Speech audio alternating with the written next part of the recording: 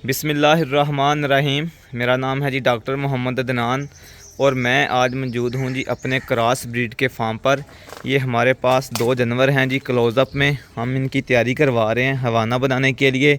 इस एनिमल को जो है वो बच्चा देने में 25 दिन रहते हैं और इस गाय को बच्चा देने में 26 से 27 दिन रहते हैं। ठीक है, तो आज जो है वो हम आप लोगों के साथ इनका मुकम्मल राशन डिस्कस करेंगे कि क्लोज़अप में जो है वो हम इनको कौन सी डाइट देते हैं जिससे जो है ये बहुत ही अच्छा माशाल्लाह हैवाना बनाते हैं। और इंशाल्लाह आज से 25 दिन के बाद जो है मैं वीडियो दोबारा रिकॉर्ड करूंगा ताकि जो है रिज़ल्ट आप लोगों के सामने आ जाएं। और हम जो है वो कोई ज़्यादा ये कह लें कि ज़्यादा खर्चा नहीं करते क्लोज़अप में। ठीक है, सादा सी डाइट देते हैं, वो अभी आपके साथ शेयर करते हैं। लेकिन माशाल्लाह इनका हैवाना जो है वो बहुत ज़बरदस्त बनता है। ये वंडा आप देख लें इनके आगे पड़ा हुआ है और माशाल्लाह कितने शौक़ से खा रही हैं।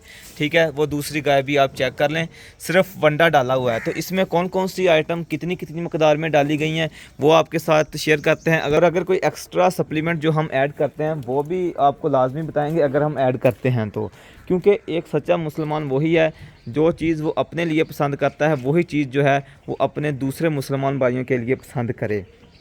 तो क्रॉस ब्रीड के दोनों जानवर हैं। हमारा जी फार्मिंग का एक असूल है। अब मुझे नहीं पता कि आप लोगों को का क्या असूल है फार्मिंग के सिलसिले में, पॉइंट ऑफ व्यू में। हमारा तो ये असूल है कि हम कभी भी जो है वो अपने इनपुट्स को जो है वो आउटपुट से ऊपर नहीं जाने देते। यानी कि हम कभी भी जो है वो जो हमारे अखराजात होते हैं उसको जो है वो हम अपनी आउटपुट से ऊपर नहीं जाने देते। हमारे पास इतना बजट नहीं होता कि हम जो है वो एक्स्ट्रा चीज़ें इनको दें, ग्लाइकोलिन, बाईपास फैट, डीकैड।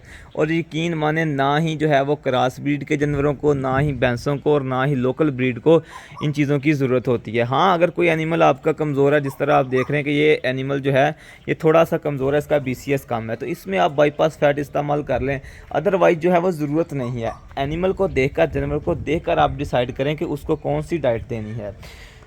तो हैवाने इनके देख लें, बिल्कुल जो है वो सुकड़े हुए हैं, ज़रा गौर से देख लें।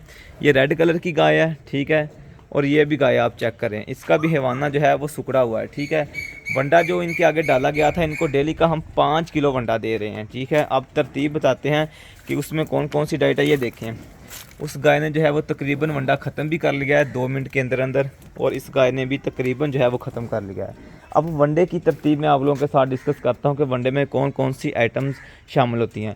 सिंपल चीज़ें हैं, ठीक है, मकई है वनडे के अंदर, कैनोला मील है, और उसके साथ साथ चोकर है, और इसके साथ शीरा है। ठीक है, ये 4 चीज़ें हैं, और साथ में जो सप्लीमेंट दे रहे हैं वो सिर्फ DCP है और कुछ नहीं है। ठीक हो गया। अब इनकी मकदार, यानी कि कितनी कितनी मकदार में ये चीज़ें लेनी है आपने, क्योंकि सबसे पहले आपने क्या करना है जी, सबसे पहले आपने लेनी है जी 2 किलो मकई लेनी है। ठीक है, मकई को आपने ब्रीक पसवाना है। ठीक है, मोटा दलिया नहीं करवाना। ठीक है, क्योंकि अगर आप मोटा दलिया करवा लेते हैं तो फिर वो गोबर में वैसे ही आता है, तो उसका कोई असर नहीं होता। ठीक है, वो ज़ाया ही जाता है। इसलिए आपने कोशिश करनी है कि उसको जो है वो ब्रीक जो है वो ग्राइंड करें। इसके बाद दूसरे नंबर पर हमारे पास आ जाता है जी चोकर। ठीक है, चोकर की मकदार आपने लेनी है जी 1 किलो। 1 किलो आपने चोकर लेना है। ठीक है, इसके साथ साथ अगले नंबर पर आ जाता है हमारे पास कैनोला मील। इधर बहुत सारे लोग सवाल करेंगे कि डॉक्टर साहब क्या हम कैनोला मील की जगह पे सरसों की खाल इस्तेमाल कर सकते हैं? तो बिल्कुल आप जो है वो सरसों की खाल इस्तेमाल कर सकते हैं। अगर पैलेटेबिलिटी का कोई इशू नहीं है तो फिर आप जो है वो सरसों की खाल लाजमी जो है वो इस्तेमाल कर सकते हैं। ठीक है, अगर पैलेटेबिलिटी का इशू है, आपके जानवर शौक से वंडा नहीं खाते, तो फिर जो है वो आप कैनोला मील ही इस्तेमाल करें। 1 किलो जो है वो आपने कैनोला मील या सरसों की खाल लेनी है। ठीक है, इनको, और इसके साथ साथ आपने जो है वो 70 ग्राम जो है वो DCP पाउडर लेना है। क्या चीज़? 70 ग्राम DCP पाउडर। अब इन सारी चीज़ों को जो है वो आपने अच्छी तरह मिक्स कर लेना है। मिक्स करने के बाद आपने जो है वो 1 बाल्टा चारे का लेना है, वो इनके आगे डालना है। ठीक है, उसके ऊपर ये वंडा डाल के मिक्स कर देना है। ठीक है, मैंने जो है चारा नहीं डाला क्योंकि हमारे वंडे की जो है वो पैलेटेबिलिटी बहुत ज़्यादा है। ठीक है, जानवर वैसे ही शौक से खा जाते हैं, ये आपने भी देखा होगा। ये देखें किस तरह जो है वो खुरली का माशाल्लाह सफाया कर दिया। वंडा जो है वो हम अपना बना के देते हैं, हमारे अपनी जो है वो फीड मिल है, छोटी सी सेटअप लगाया हुआ है, तो वंडा जो है वो हम अपना बना के देते हैं। ये देखें किस तरह जो है वो खुरली जो है वो खाली कर दी है वंडे वाली। ठीक है ना, 5 किलो इसको डाला था, 5 किलो उसको डाला था वंडा। ठीक है, ये चीज़ें आपने देनी है। ठीक है, और इसके साथ साथ जो है ना आपने रोज़ाना की बुनियाद पर जो है वो आधा किलो जो है वो शीरा इनको लाजमी देना है, ठीक है ना। आधा किलो शीरा आपने इनकी खुराक में शामिल कर देना है, ठीक है। तो इंशाल्लाह जब ये जानवर हैवाना बनाएंगे ना, तब भी मैं इनकी वीडियो लगाऊंगा आज से 25 दिन बाद, ठीक है। अभी जो है आज से 25 दिन बाद मैं इनकी वीडियो लगाऊंगा। आप हैरान हो जाएंगे कि सिंपल से फार्मूले से, सिंपल सी चीज़ों से क्या क्रॉस ब्रीड के इतने अच्छे हैवाने बन सकते हैं। असल में चीज़ क्या है कि आप लोग भागते हैं महंगी महंगी प्रोडक्ट्स के पीछे, ठीक है ना।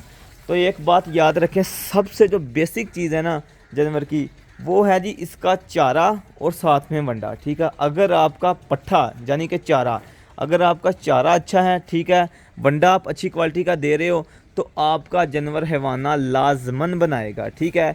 और कोशिश करें, अगर आप अपने फार्म को जो है वो प्रॉफिटेबल बनाना चाहते हैं, तो कभी भी जो है वो अपने इनपुट्स को आउटपुट से ऊपर ना जाने दें। और ये देखें माशाल्लाह, पैलेटेबिलिटी देखें कि किस तरह, ये देखें माशाल्लाह जी किस तरह जो है बिल्कुल सफाया कर दिया है इसने खुरली का। माशाल्लाह देखें किस तरह जो है वो सफाया कर दिया है। बहुत शौक से खा रहे हैं, 5-5 किलो खा रहे हैं माशाल्लाह दोनों जानवर। और मेरी कोशिश होगी कि इनको लास्ट वाले जो 10 दिन है 6-6 किलो पे लेकर जाऊं, ठीक है। और इस जानवर के बारे में मैं सोच रहा हूं अभी कि इसको जो है वो बाईपास फैट जो है वो ऐड करवा दूं 100 से 150 ग्राम, क्योंकि इनका BCS जो है ना इस जानवर का थोड़ा सा कम है। ये देखें इसने भी वनडे की किस तरह जो है वो सफाई की है, ये देखें माशाल्लाह, ठीक है ना।